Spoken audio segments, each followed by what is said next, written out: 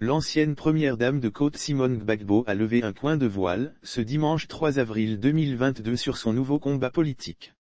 L'épouse légale de l'ancien président Laurent Gbagbo, Simone Yves Gbagbo a rencontré la communauté ivoirienne vivant au Ghana, composée essentiellement de réfugiés de la crise post-électorale de 2010 à 2011. C'était après un culte d'action de grâce qui a eu lieu ce dimanche 3 avril 2022 au Charismatic Evangelistic Ministry d'Accra situé à North Legon.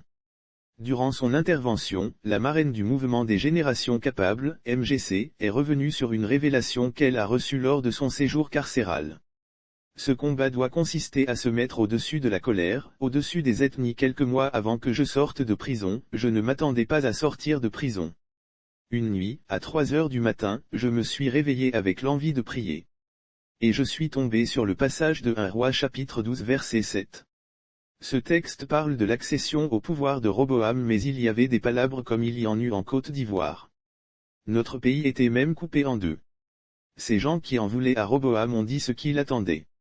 En politique, on parlerait de revendication. Quand j'ai lu ce passage, au verset 7, j'avais l'impression que cette parole s'adressait à moi. Ce passage dit que si le peuple qui fait ses revendications, si tu lui rends service, il sera à ton service pour toujours, a déclaré Simone Gbagbo. Le fondement de sa nouvelle idéologie, elle a par la suite laissé entendre que c'est de là qu'est partie sa nouvelle orientation idéologique. Pour elle, il est grand temps de se mettre au service de ce peuple qui, jadis a pris les armes pour diviser son pays en deux. Son nouveau combat politique est désormais de se départir de la rancune, de la récrimination et prôner la paix, la réconciliation, l'union et l'entente entre les Ivoiriens et les Ivoiriennes.